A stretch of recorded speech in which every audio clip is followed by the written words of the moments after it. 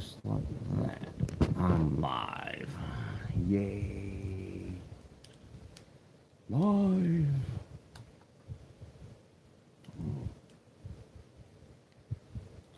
Good stuff.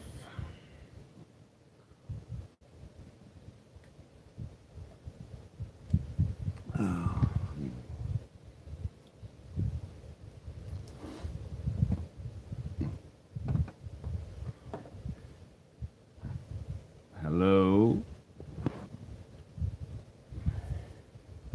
It's better late than never.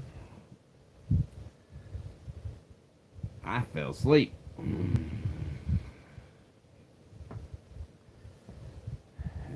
Well, I'll end up getting up. I don't need to set an alarm or anything. I'm not that tired. I'll just kind of take a quick little nap here before I go on. And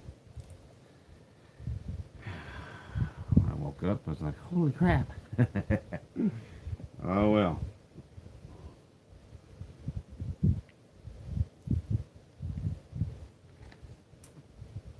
So the title of this evening's chat, how much are you worth?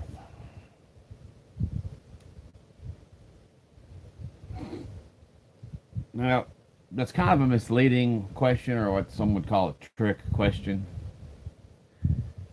The truth is, honestly, you can't really put a price tag on human life. I drive a big truck for a living, and I've hauled hazardous chemicals. I've hauled really, really, really large, not so much heavy. I have hauled overweight loads, but the majority of oversized I've done just been straight over dimensional legal weight, but just really big stuff.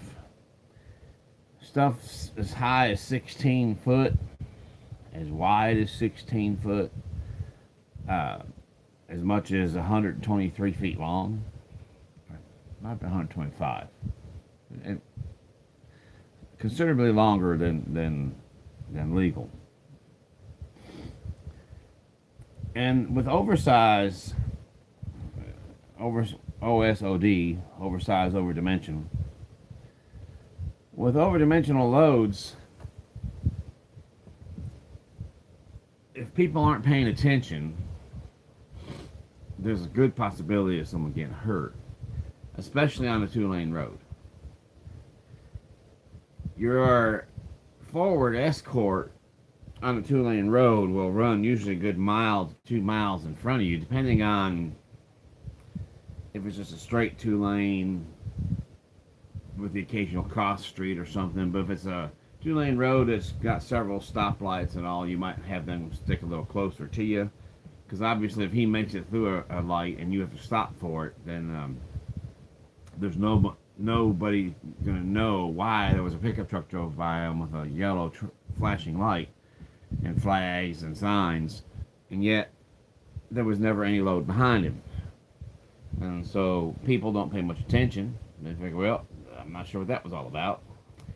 There must not be an oversized load behind him, and they just forget about the fact that there'd be no other reason for that truck to be driving with those signs and flags and lights flashing. So if you didn't see the truck yet, that just means that the truck's still somewhere between you and the direction you're headed. And sometimes when they do see the large truck pulling that load, they don't see the load. They're not looking for the load. The truck is lit up, got all its amber lights, flashing, rotary beacons or strobes flashing. And it's the same thing when there's a police car pulling a motorist over, and then the cops end up getting hit, or maybe the cop almost gets hit while he's writing someone a ticket, because people become mesmerized by those flashing lights. So they pay more attention to the lights than they do the load that the lights are supposed to be warning them of. And I've never had it happen myself, but I've heard stories of people hitting that load that's sticking out. Because sometimes, depending on the size of the road, you have to get into the travel lane of oncoming traffic. It's just the way it is. And if oncoming traffic doesn't move over, and there's some people who honestly think that it's illegal for you to do so, and they're not going to move, and they actually see the load. I'll let him hit me. I'm going to sue. Of course, once that happens, and then the cop ends up giving them a ticket for failure to yield, um, the first question is, he said, well, didn't you see the escort vehicle come by with... And usually on a two-lane road especially, the driver of that escort vehicle will be pointing over to people like, move over, hit the shoulder, or get closer to the white line, or what have you. The thing of it is people just aren't always paying attention. And that makes hauling oversized loads dangerous. So most jobs in trucking pay percentage. Now there are companies that pay by the mile. I work for a company now that pays by the mile. You get a set rate and times however many miles you drive each week. That's your pay. But a lot of companies I've ever worked for paid commission, 25%. Hey, Evan. And the thing of it is I've gotten paid really good commissions. And most trucking companies is 25%. They might start you out, if you're a probationary driver, they might start you out at 23%. And after your 90 days, bump you up to 25. There's companies that I've worked for pay as high as 29% commission. 29% is good money if the freight pays good. If they haul cheap freight, which that company that I worked for paid 29% did, 29% of nothing is nothing. If the load itself doesn't pay very much, it doesn't matter how much commission you get on it. You know, it's still barely gonna make any money. But when you work for commission, you get an idea of how much the loads pay. Now I work for set mileage rate, and I don't know what their loads pay usually. Every now and then I might, if they give me dispatch, they'll send me a copy of the load confirmation, and that has all the information I need on it. And in fact, it has more than enough of the information that I need on the load confirmation. And I can see what the load's paying then, what the broker pays to people I work for. It doesn't matter to me because that's not how I'm paid. But by the same token, it gives me an idea of what freight is worth. And I've worked for companies pulling flatbed, stretched double drop, step decks, vans. The only thing I have hauled a couple reefers, but I've never actually had to load or unload or babysit or refrigerate a load.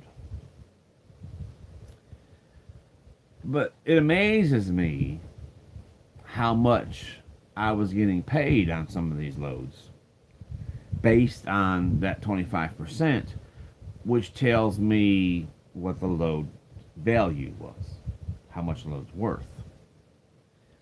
And then when I was a school bus driver,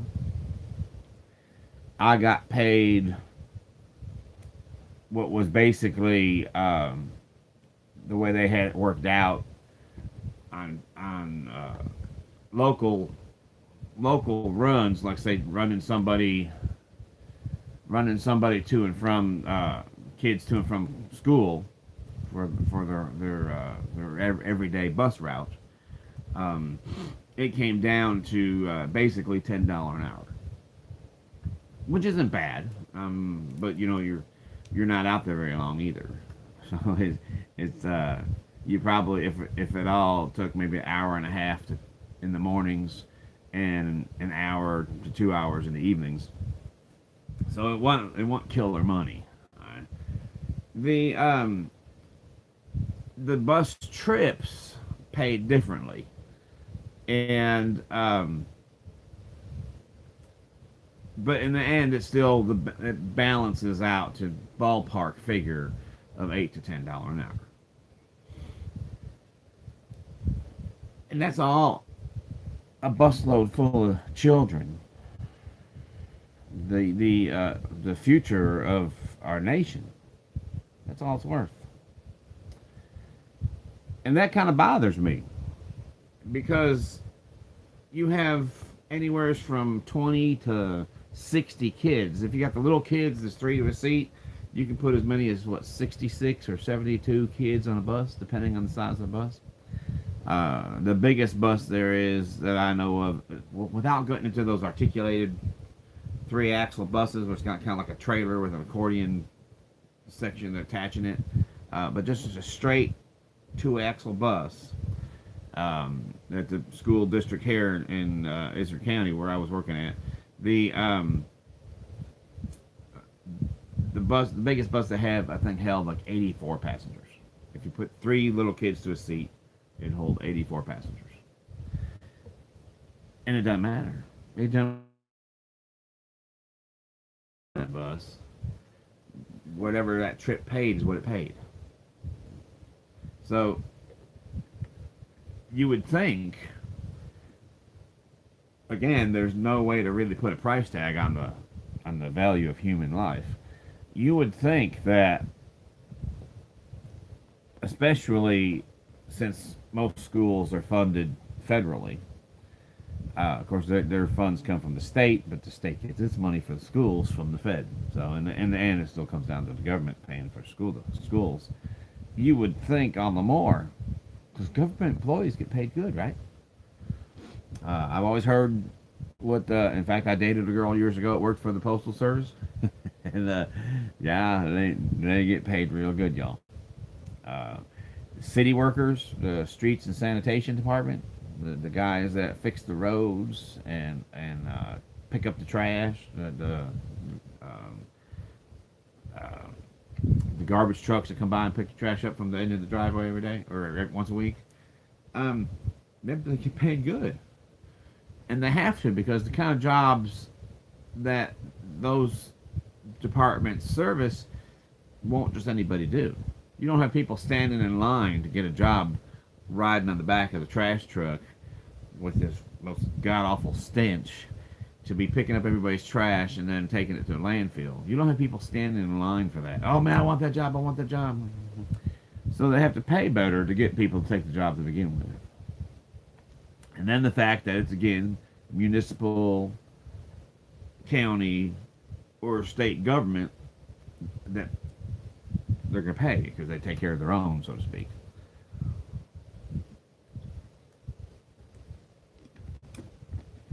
Yet, whether it be the city school district or the county school, when it comes time to carry your children to and from school, the people that they have doing those jobs as drivers are getting paid a lot less than what the value of the product they're carrying. Transportation is about shipping something from point A to point B.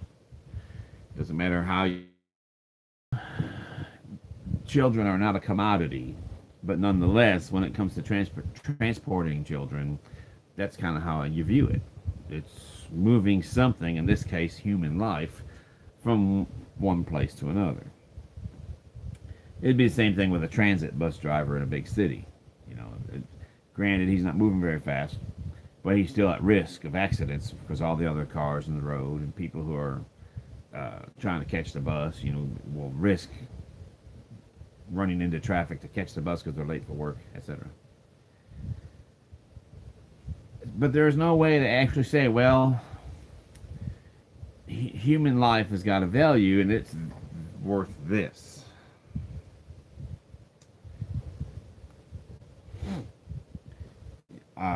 Chattanooga, Tennessee, maybe 3 years ago, I think it was 2 or 3 years ago.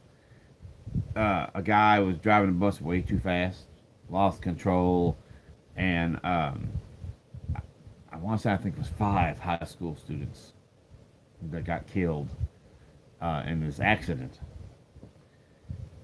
and because of the fact that, especially in your bigger cities, you would think in the bigger cities that the laws for who can and cannot be a school bus driver would be a lot stricter.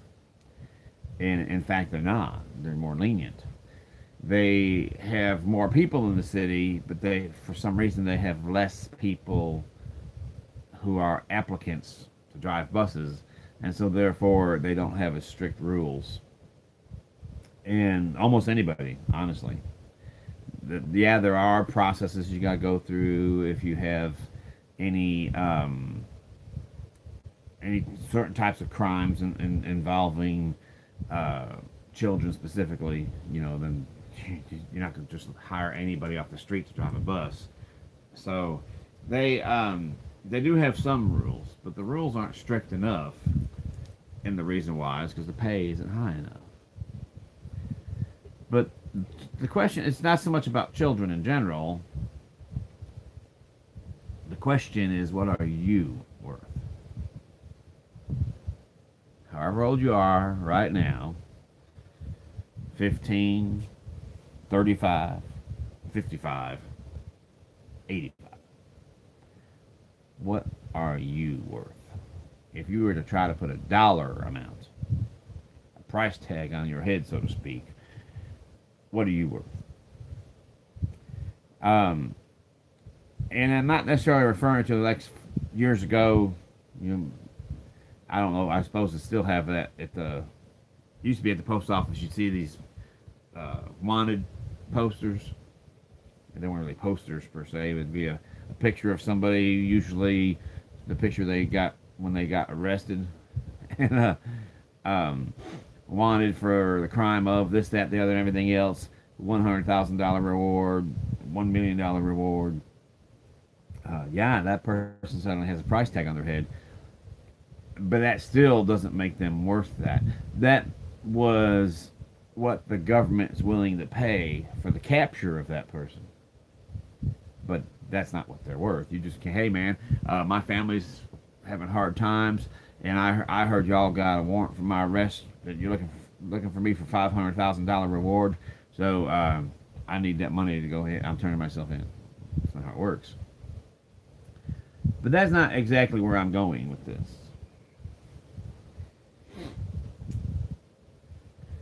What if there is a way to determine what you're worth?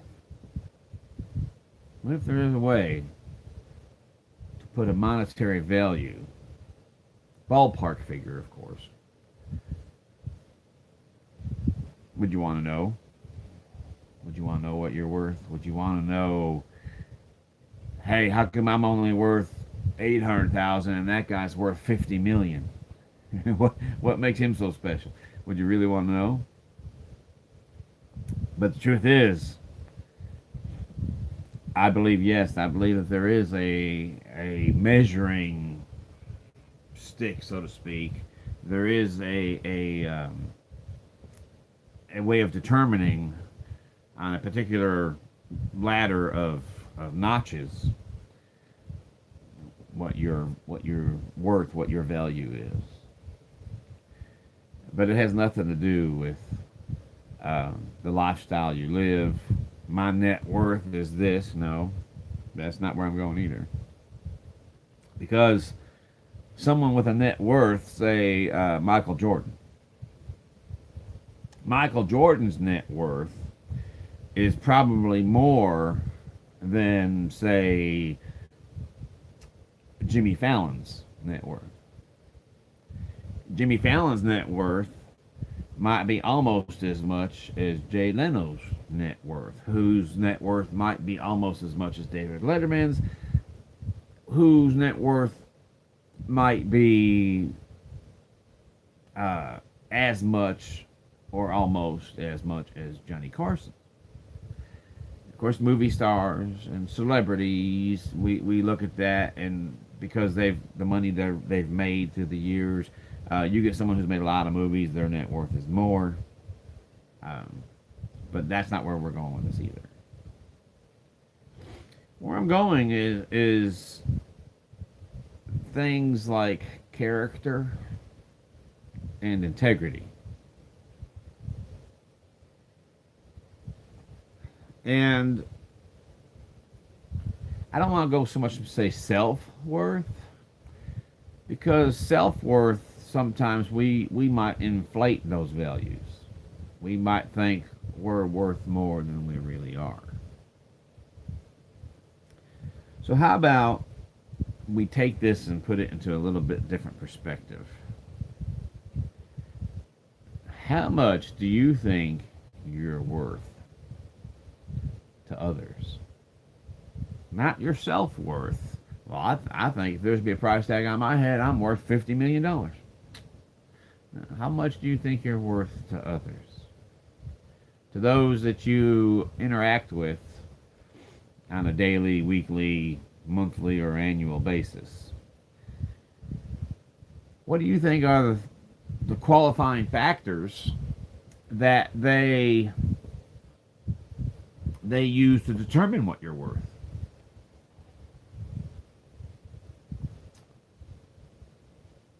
And does that matter? Because a lot of times we'll say, I don't care what anybody thinks about me. And to some people, that's true. There's some who they do not care what others think. They could be the biggest jerk on the planet and everybody thinks so. They can care less. They're content. Like the other day, this woman that accosted my wife. At the end of this whole discussion, when we were trying to find out, I was unaware of everything, talking to the salesman. We're trying to find out what all the basis of that was all about. In the end, she said, well, I'm happy with who I am. I sleep good at night. Well, just because you sleep good at night doesn't make you a good person. You know, that just means you're content with being a jerk. In this case. So, but I do care. I do care what others think about me. And we should. We should care what others think. What people say behind your back is what they really value you as. You know, it's one thing that people have a good opinion of you while you're around. But if they have a good opinion of you when you're not around, that kind of defines what you're worth. But to me, to put a value on what I'm worth, to have the opinion of others, to have a good opinion of what I'm worth, I feel I have a little bit of say-so in that. That if they have a poor opinion of me, then there's a reason for that. Usually something that I'm doing or not doing that I shouldn't or should be. So I hear jingle jangle. I don't see Miss Shelby, but I hear her. So usually when I'm in here editing video or whatever I'm doing, she'll usually be playing on the floor right here beside me. She'll try to get my attention, bring her a little rope to play and whatever. And when I'm too busy to play with her, then she'll just kind of plant herself right here. So I'm not sure where she's at. Sometimes she might camp out on the other side of the desk over there. But anyway, if I don't do right by people, then obviously they're going to have a poor opinion of me. And if I truly care about the opinions others have of me, then I should not be doing people in a manner that have that kind of opinion. But in the end, it comes down, in my opinion, it comes down to one thing. And only one thing. How well do you keep your word? Because people do listen to what you say. Years ago, a friend had gotten a hold of me and made plans for the upcoming weekend. And I don't remember anymore what it was we were going to do. But I remember it involved me waiting for him to come pick me up at my house. And so I'm sitting there waiting, and I'm waiting, and I'm waiting. It's supposed to be like 6 o'clock or 7 o'clock. It's supposed to show up in the evening. And I'm waiting, and I'm waiting, and I'm waiting. Now, I don't do Facebook anymore, but back then I used to do Facebook. And of course, people like to post what they're up to on Facebook. I forget what it was called, where you check yourself in somewhere, Michael is at the McDonald's in Corinth, or whatever. You just found the location where you're at on Facebook and checked yourself in there, and so everybody knows what. I don't know why that was so important, but anyway, that's what people would do. So bored with nothing to do, like most people, we'll pick up our phone and start scrolling. So I get on Facebook and I see where this dude's checked in such and such a place with somebody. And so I sent him a text. I was like, dude, what happened to you being over here? Oh, man. Someone had approached him with something that seemed like it was going to be more fun. And he decided to do that instead. But never bothered to tell me, hey, man, I'm not going to be able to make it. So-and-so wants me to do this with them, so I'll reschedule you for another day. Never heard nothing. Had I not gone on Facebook, I'd never even known why it was and never showed up. And so I said, yeah, but you had told me that I had made plans based on what you had required of me. And so now I'm sitting here waiting, and you're not even going to give me the courtesy of a phone call or tell me, hey, I need to cancel. No. So I said, why would you even have suggested doing this then? And what it was something that it was doing a favor for me. I don't remember what it was, but it was going to be end up helping me out in a big way.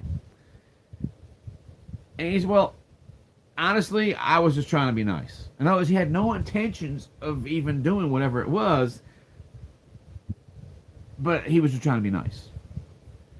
And I was like, well, look, if you couldn't do it or didn't want to, then don't volunteer. I forget what the situation was. I'm probably thinking my car was broke down or something. I was needing a lift somewhere was the end result of it.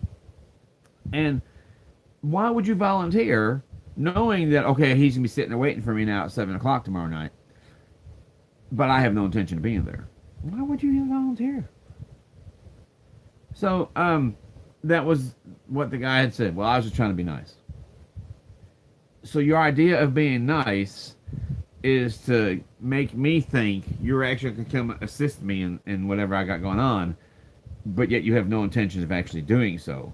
And in your mind, that's being nice. Really? Okay.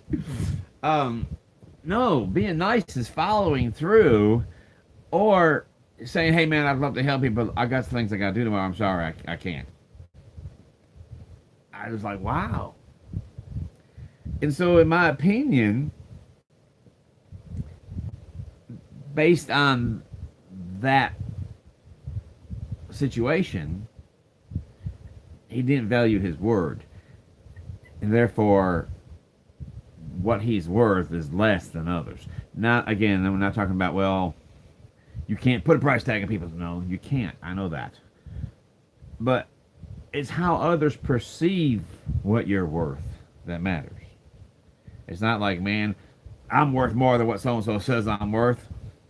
It depends how well you keep your word. I live by a simple rule. And anybody who's known me for any amount of time at all has heard this so much to the point of probably being sick of hearing it. My wife and I, on a regular basis, I do it to tease her. I do it kind of tongue-in-cheek in a way.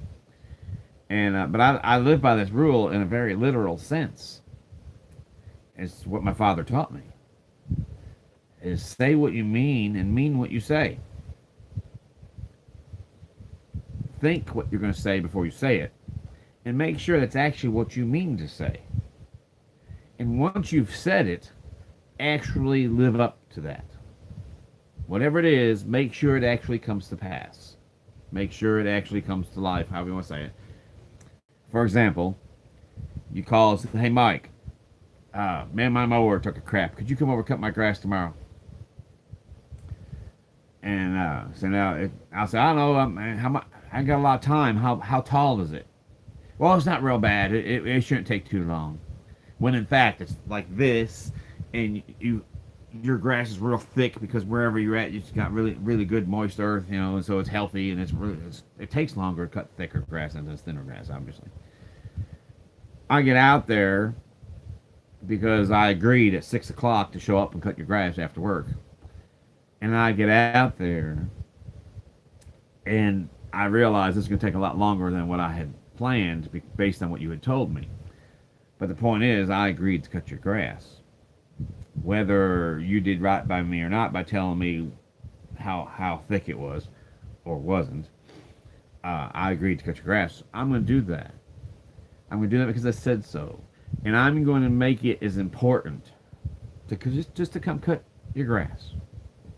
One of those things where I say, okay, I'll be there at 6. If I don't get there till 6:30 or 7, you could care less as long as I actually get there and cut the grass. And knowing me, I'm of course going to call you and say, hey, man, I'm running behind schedule, but I will be there.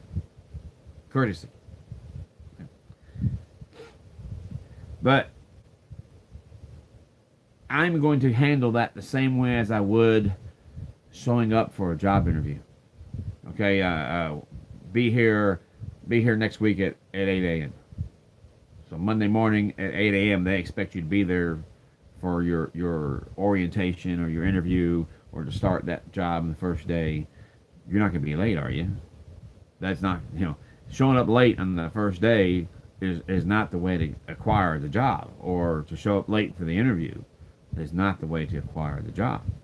If anything, that gives them the ability to say, well, we'll think about it and put your application in the file for 6 months, which is, I think, what the law requires, and then go ahead and pitch it with no intention of hiring you because for no other reason, you already showed them out the gate that you're not dependable. So people will put value on you based on nothing more than the ability to keep your word. Or to meet, in this case, to meet a requirement that you agreed to. Because you can always tell them when the people interviewing you say, look, we need you to come in at 8 a.m. Monday morning. Is that going to work for you? You say, man, I can't. I've got a doctor's appointment, and it's not something I can reschedule. It's for whatever it is, maybe it's outpatient surgery or who knows what, but it involves traveling to another state. If you have to cancel, it would be 2 to 3 months before you can have this done again. So there's no, I'm sorry, I can't, but I can be there at such a time that afternoon, or I can be there first thing Tuesday morning, or how about I come in Thursday or Friday before the weekend and instead of after. And that's fine, because when they required 8 a.m. Monday morning, that's not something that was yet chiseled in stone. But if you agree to it and then don't show, or at least don't show on time, then they suddenly think less of you. But I think your word is a major determining factor on what you're worth, what I'm worth, any of us. I think that without the ability to keep your word, there's nothing to place a value on you at all. Doesn't matter how much you help others, because in the end, that's something no one remembers.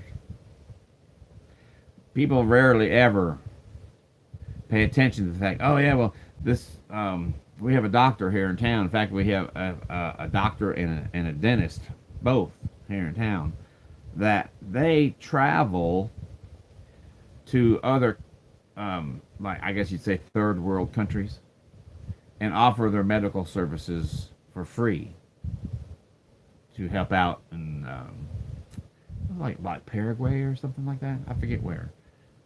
But and that's nice. That they do this good deed. That's nice. But the only time I ever think about that is when I'm in the office and I see this one woman doctor. I see all the pictures in her office of where she's at. Peru, okay.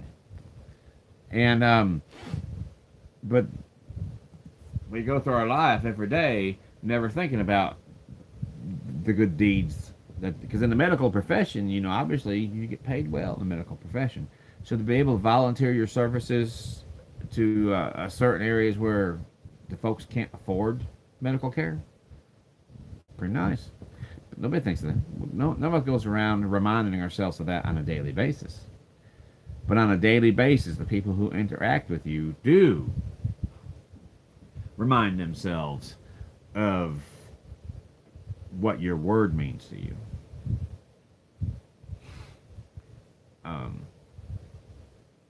I have in my mind, because after all this, we all live in our own little world. We all live in the same world, but our interpretation of how life on this earth is supposed to be is what we live by. We don't actually live by the way it really is. None of us actually say, well, the world's gone to hell in a handbasket because it's the way it is, so I'll just accept that. No, we have in our mind how the world should be. And we kind of live in a blend of how it really is and how it should be. Somewhere's in the middle in there. And I have a higher opinion of people who keep their word than I do of people who don't. Because to me, it's that important.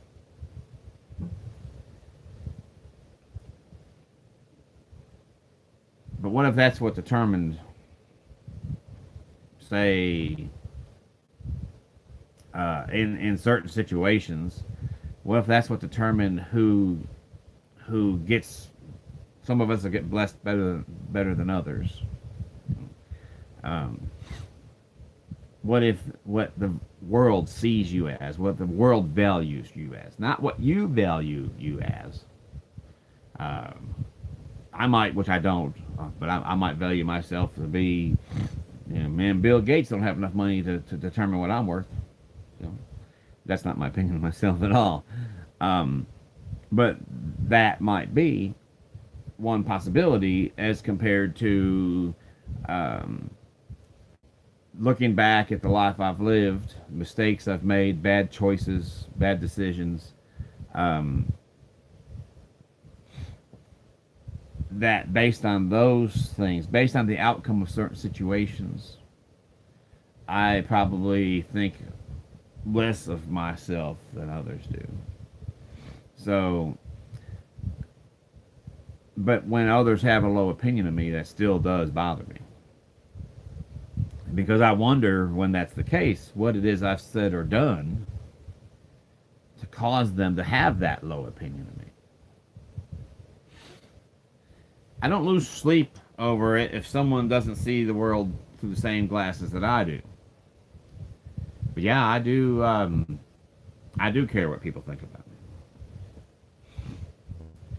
And if the only deciding factor of what we're worth in this life is how well we keep our word, then I'm worth more than what I think I am. Say what you mean and mean what you say. If you tell someone you're going to cut their grass, actually show up and do it. You tell someone you're going to, I'll be there tomorrow at 7, pick you up, take you wherever, actually do it. I like to think of it this way. I'm a huge George Strait fan. Probably all music celebrities, probably, and I listen to country, I listen to rock, I listen to hip hop, I listen to a little bit of everything. But high on my list of people I'd like to go see in concert, which I think George is retired now, but I've always wanted to see George Strait. I never have. But the thing of it is if I commit myself to somebody to do something tomorrow, so, man, okay, I'll be there at 6 o'clock. And let's say what it is I don't know, you just need me to come by with my truck, which years ago I had a pickup truck, now I have a van. But you need me to come by in one of my trucks to help you move. And all I'm gonna get out of this is some pizza. I mean, I can't afford to give you anything, man. You know, I'm hurt. I'm in a bad way right now. I'm, not working at all, and maybe that's what it is. You need me to help you move because you're being evicted because you've been so long without a job you can't pay the rent anymore. Obviously, if you can't come up with rent money, coming up with money to put gas in my trucks, probably not high on your list of priorities either. So, and I accept that. I'm like, okay, no problem. I'll be there. So I come home, and the next day, my wife says, "Hey, so and so was going to go see George Strait down in Little Rock, and they can't go, so they've got tickets and want to know if we want them." What would you do? Now, I know a lot of folks who would be on the phone giving the courtesy call. Dude, man, I can't make it tomorrow. Man, if you get that landlord to just hold back until tomorrow, late tomorrow night or the following day or whatever, I just can't make it tomorrow. And they may or may not tell you it's because they're going to go see George Strait. I won't get to see George Strait. I told you I'd be there, I'll be there. And this has got to do with more than just what my father taught me. If you make someone a promise, keep it, basically. In the Bible, Ecclesiastes chapter 5. I can't quote it. I used to be able to quote it, but I don't read the Bible much anymore, so I it's like anything else. If you put it down, you start to forget. But it basically says when you make a promise to somebody, you better keep it. It says vow. When you make a vow, make good on your vow. Well, the word vow is just old English vernacular for promise. What is it when you get married? You're not making what they call a wedding vow. It's a wedding promise. It's a promise to this other person to be loyal, faithful, and true, etc., etc., etc., until the day you die. And it actually says that if you don't keep your word with people, that this makes God angry, and that He will destroy the work of your hand. What is the work of your hand? It's everything that you have accomplished in your life. Basically, it'll become worth nothing. Everything you've ever done, because you can't keep your word, will be suddenly counted against you. So, hi, Gemma. How are you? So, the thing of it is, if it's that important that my father taught me this, to keep your word, and it's that important that there's a small section of the Bible, well, maybe it's not the entire chapter, maybe 8 or 10 verses of it, but it's in there. The point is, it's in there. Is that's something that's very important, that we keep our word with people, or we don't make that promise to begin with. It's better that you would not make a promise than that you would promise something and then not live up to it. But yeah, like I said, in Mississippi, certain parts of Tennessee, that whole area where I used to live, I can't tell you how many times I've heard people say that their excuse for the reason why they didn't follow through with what they'd promised was because they were just trying to be nice. In other words, I had no intention of living up to it to begin with. I was just trying to be nice. In other words, I didn't want to reject you, and I felt it was better to lead you on and mislead you than to say, sorry, I can't do it. Okay. If that's nice, I don't even want to know what it's like when they're being mean.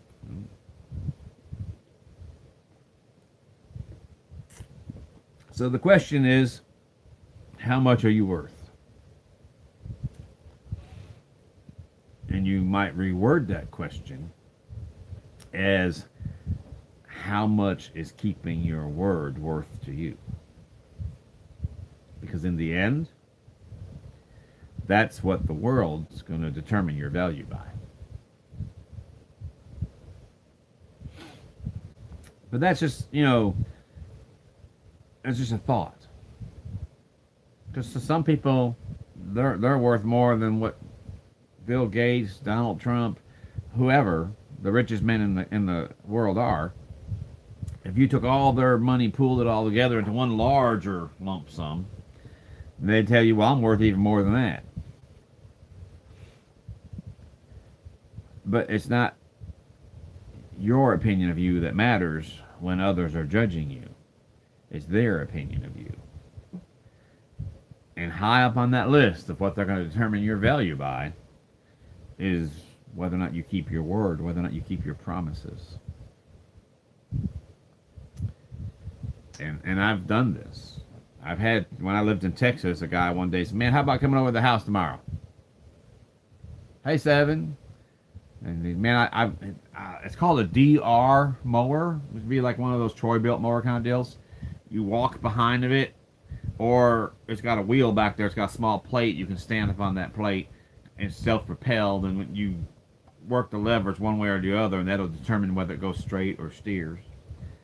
And in the hot summer sun, basically bush hogging is what it is. It's instead of a bush hog behind a tractor, it's in front of you, and you're just mowing everything down. And of course, you're chasing snakes away.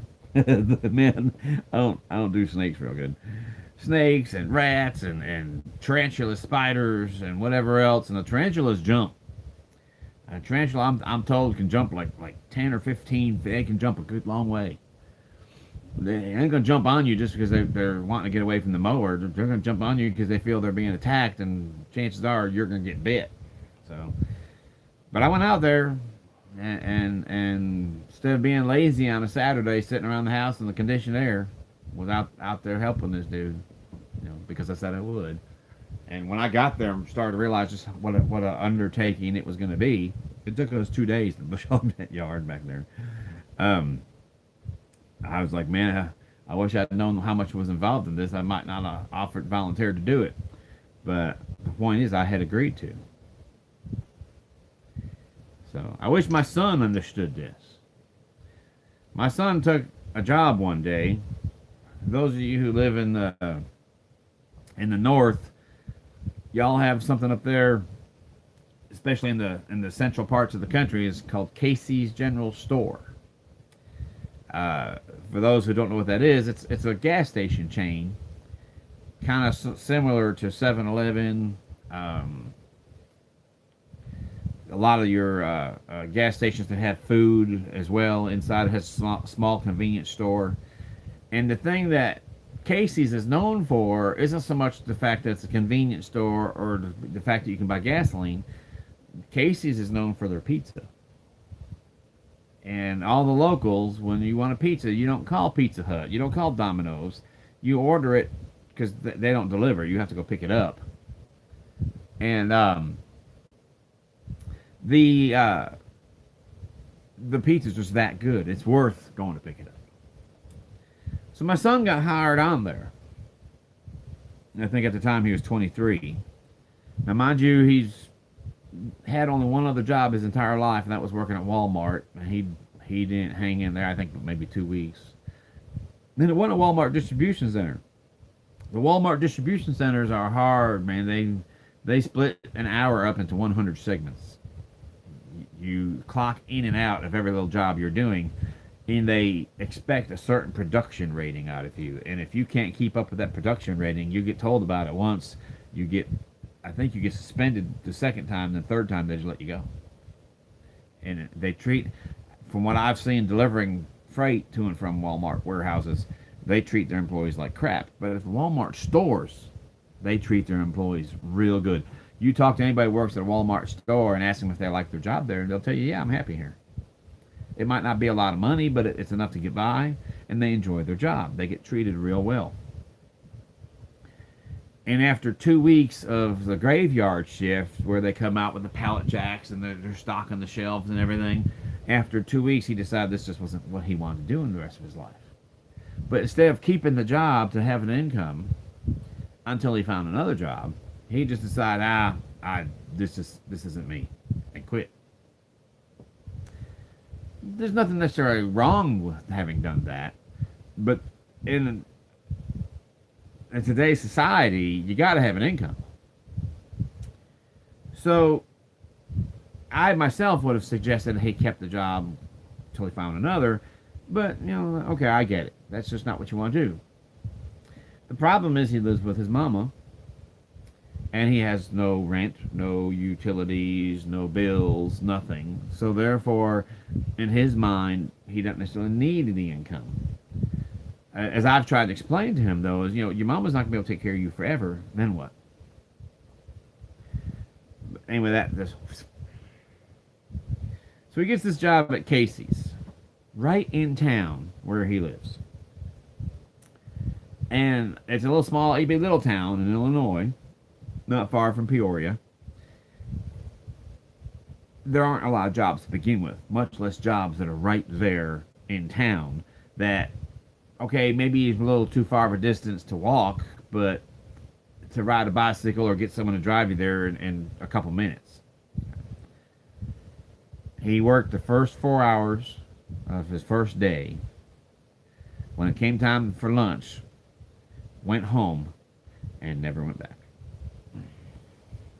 Because making pizzas was not his life ambition.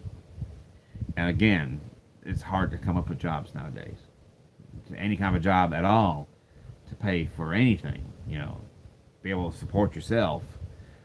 You keep that. And you work at it and you do what you got to do. But see, here's where I'm getting is he agreed to when he got hired. They said, okay, here's what we require of you. You want the job? Yes, I want the job. But in fact, he had no idea what they required of him was going to be labor intensive, and decided that's just not what he wanted. But the point is, he had agreed to take the job. They were counting on him. It's not only is it food, Evan, but it's good food, right? So the point is, and I've tried to explain this to him, that those places, when they hired him, they were depending on him to be dependable. They were depending on him to keep his word, to show up on time, to actually do the work that they required of him for the pay. And that seems to be the mentality nowadays, is people want the pay, but they don't want to do the work to get the pay. I used to manage a place years ago, and it was a warehouse in Memphis, and what we did was we supplied the towboats that push barges up and down the river. So we actually had a boat that went out to those boats. And everybody viewed that part of the job as putting all the groceries and tools and supplies and everything into the van, driving down to the dock, loading it onto the boat, and it was a big boat too, a big old aluminum crew boat, what it was. And load everything into this boat, and then take it on out there, tie off this alongside the vessel, and then they keep going up river or down, depending which way they're traveling through town, while we unload all that. And of course, you get people have CODs, chewing tobacco, cigarettes, candy, Coca-Colas, things that the boat company won't pay for, because those are things that are consumables that tend to get wasted. Especially with kids, they'll open up a can of soda, set it down, they don't remember if that's theirs or someone else's, so they'll just leave it and go get another can. So the companies don't pay for stuff like that because of it. And so we get paid for all the CODs, we deliver the mail, pick up other mail, we actually service the crew. You'll have some crew that gets on the boat there, another crew that gets off, and all this. And it's the least labor intensive part of the job. There's a little bit of labor as far as loading it all up into the van, unloading it onto the boat, and then loading it from the boat onto the vessel. But it's an enjoyable part of the job. And I could have had anybody I wanted to do that. But I would always choose the people who were the most dependable. And I actually got a guy got mad one day because I'd never let him get out on the boat. Well, you don't let me go, this, that, and the other. I can't get you to work in here. And yet you want me to reward you with doing the easy work out there? No. Well, that ain't fair. That ain't... Quit.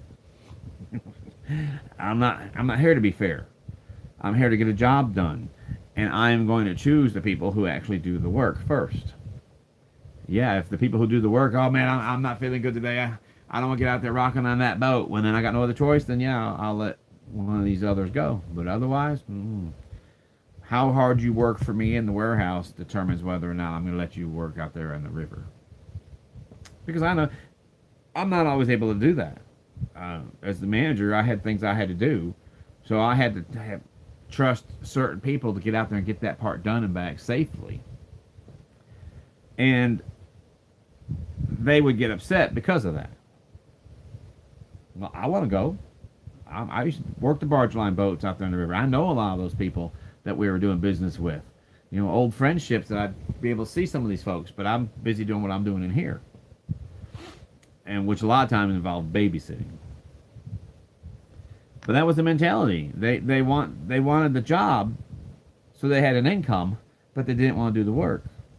And I actually fired a guy one day, and he was so upset about it. He's, but I'm always here on time. So, anytime I try to find you, you're always hiding in a corner somewhere where you think I'm not going to look with his cell phone like this here, texting. And a lot of you might disagree with me on this, but to me, you're stealing from the company. If you're on the clock, if you actually have time where between this time and this time you're actually working, and then this is your 15-minute break here, and then this is your 30-minute break here, and that's your 10-minute break there, that's the time to be texting and on the phone with your girlfriends and boyfriends or whoever. If you're taking time to do that while you're actually on the clock, you're being paid to work, but instead of doing the work, you're on your phone, you're technically cheating the company out of money. Sure, it's a couple minutes worth, no big deal, but it's still, you're not doing the company's business. You're currently doing your own thing. Even if it just takes 60 seconds, you're still just doing your own thing, cheating the company out of time and money. And I myself